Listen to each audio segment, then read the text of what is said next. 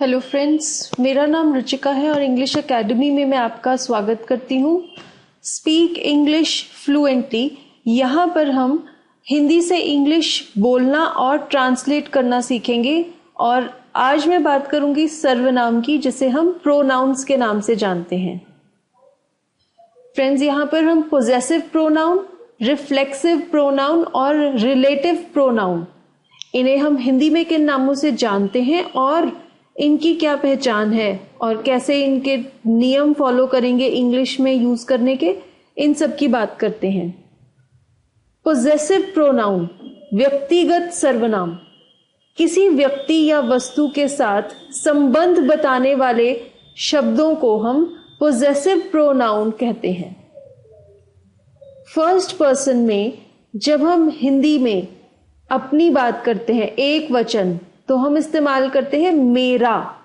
ये आपका किसी चीज के साथ संबंध दिखाता है शब्द मेरा। इंग्लिश में माय, माइन, इन दोनों में से कोई भी शब्द इस्तेमाल हो सकते हैं। जब बहुवचन है तो आप हिंदी में बोलते हैं हमारा।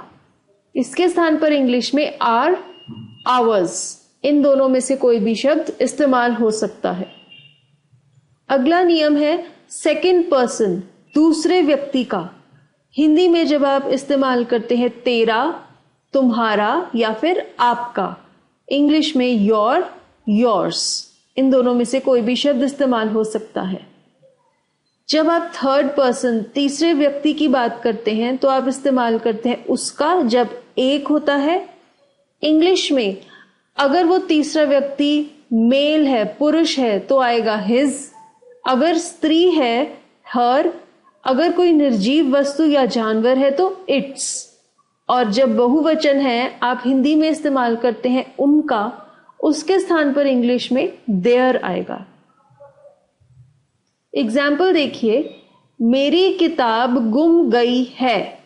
यहां पर मेरी, ये आप इस्तेमाल कर रहे हैं दिखाने के लिए कि क्या संबंध है किताब का आपसे, कि वो आपकी है, मेरी किताब। तो इंग्लिश में आएगा माई बुक इज लॉस्ट। उसकी बस छूट गई है, ये भी जो शब्द है उसकी, ये भी संबंध दिखा रहा है उस व्यक्ति का बस के साथ, उसकी बस। इंग्लिश में ही मिस्ड हिज बस। हिज इसलिए आया है क्योंकि यहां पर पुरुष की बात की जा रही है, और जैसे कि ये थर्ड पर्सन है, तीसरा व्यक्ति है, तो हिज आया है। अगला जो प्रोनाउन है वो है रिफ्लेक्सिव प्रोनाउन, जिसे हम निजवाचक सर्वनाम कहते हैं। ये कर्मकर्ता के आधार पर निर्धारित सर्वनाम होते हैं। इनके नियम हैं, जब आप फर्स्ट पर्सन में इस्तेमाल करते हैं आप कहते हैं आप ही या अपने आप को। इंग्लिश में अगर एक वचन है तो माई सेल्फ, अगर बहुवचन है, प्लूरल है, तो आर सेल्व्स का प्रयोग होगा। सेकेंड पर्सन की जब आप बात करते हैं तो आप कहते हैं आप ही, अपने आप, खुद। इंग्लिश में आएगा योर सेल्फ या फिर योर सेल्व्स। जब आप थर्ड पर्सन की बात करते हैं हिंदी में आप कहते हैं आप ही, अपने आप को। इंग्लिश में हिमसेल्फ आ सकता है, हर सेल्फ आ सकता है, इटसेल्फ, वन सेल्फ। अगर वो बहुवचन है तो themselves। चलिए इसके उदाहरण देखते हैं। तुम अपने आप को कभी सुधार नहीं सकते। यहां पर सर्वनाम है अपने आप को। इंग्लिश में you can never improve your self. एक और एग्जाम्पल है, वे अपने आप पढ़ते हैं, दे स्टडी themselves। अब हम बात करते हैं रिलेटिव प्रोनाउन की। इसे हम संबंधवाचक या फिर सहायक सर्वनाम के नाम से जानते हैं।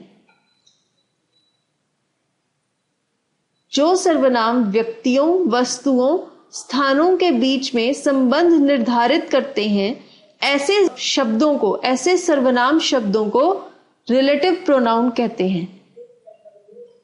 जैसे कि जो, जिसका, जिसको, इनके स्थान पर इंग्लिश में who, that, which, whose, whom, ये प्रयोग हो सकते हैं। इसके कुछ उदाहरण देखिए। राधा भी वही किताब पढ़ रही है जो मैं पढ़ रही थी। यहां पर सर्वनाम है जो। Radha is also reading the same book which I was reading. वह लड़की जो सामने बैठी है वो मेरी बहन है। यहां पर भी जो सर्वनाम है वो है जो। The girl who is sitting in the front is my sister. ये कुछ वाक्य हैं आपकी प्रैक्टिस के लिए। इन्हें इंग्लिश में ट्रांसलेट कीजिए और देखिए कि प्रोनाउन का कौन सा रूप इस्तेमाल होगा, और फिर आगे चल के इनके उत्तर देखिए। उन्हें अपने आप ही वहां जाने दो। जो किताब तुमने दी थी वो खो गई है। पहला वाक्य, उन्हें अपने आप ही वहां जाने दो।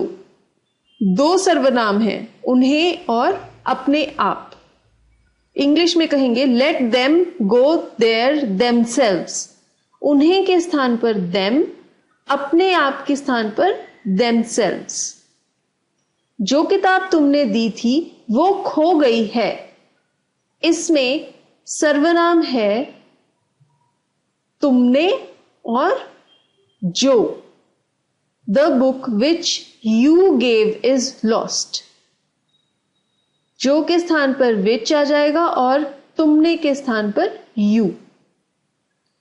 दो और वाक्य हैं आपके अभ्यास के लिए। उसकी पुस्तक वैसी है जैसे मेरी। यह उपहार रानी ने स्वयं ही मुझे दिया था। उसकी पुस्तक वैसी है जैसे मेरी। इस वाक्य में दो सर्वनाम है, उसकी और मेरी। उसकी के स्थान पर हिज आ गया क्योंकि उसकी हमें लग रहा है कि एक पुरुष की बात कर रहे हैं। मेरी के स्थान पर mine. His book is the same as mine.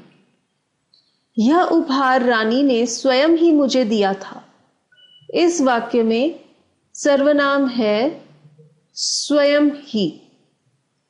स्वयं ही के स्थान पर हर सेल्फ आएगा क्योंकि एक स्त्री की बात हो रही है, रानी। The queen herself gave me this present. Thank you हमारा ये लेसन देखने के लिए। और अगर आपको ये लेसन पसंद आया हो तो इंग्लिश अकेडमी को जरूर सब्सक्राइब करें।